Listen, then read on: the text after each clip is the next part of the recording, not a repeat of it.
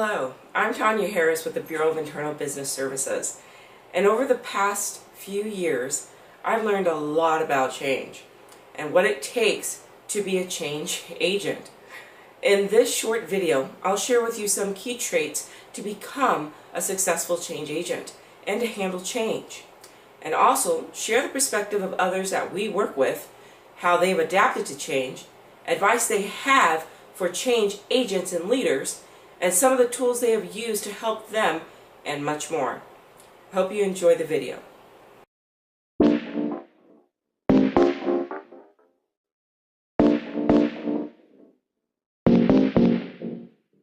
The success rate of major change initiatives is quite low. It's actually 54% of all change initiatives are successful. It's a very low number. The top reason change initiatives fail is something we call change fatigue. It means too many change initiatives without prioritization. The second reason is the CEO and his or her top team are just dictating what should change. What is this change program about? That actually doesn't work very often. The organization can become quite passive aggressive and wait until that CEO or executive team turns over before they actually enact the change. The biggest mistake change managers make is thinking that communications is the same as engagement. So when I started my career, and you're looking for a job and what do I enjoy, I described it that I wanted to work for somebody who had a good idea of where he or she was going, had competencies to get there, and I didn't feel like I had to wash my hands after I shook hands with them.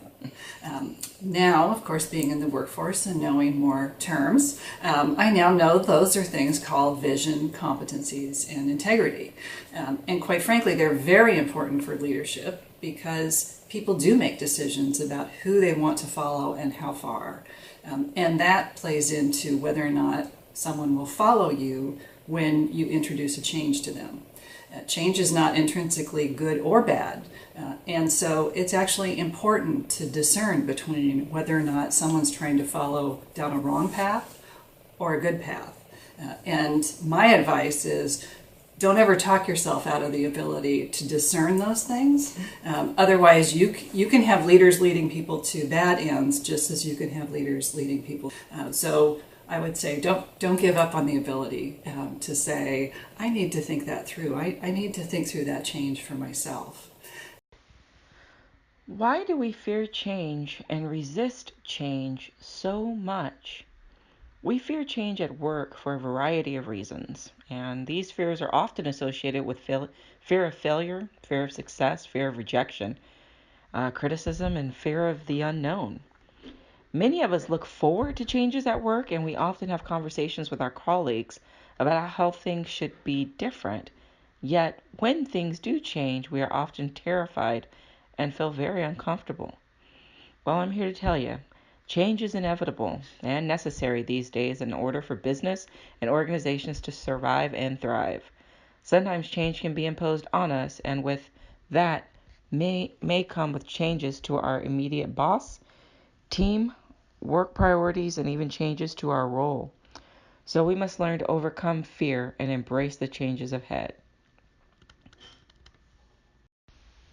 If you're still unsure of how to handle workplace change, and you need some help with overcoming your fear of change, here are a few tips for you. 1, the most important thing to do when change is happening in the workplace is to accept it. Face your fears. When you change, sometimes out of yourself, write down your fears and objectives in a form to help you stop dwelling on them. Confront your feelings and seek support from your colleagues or loved ones.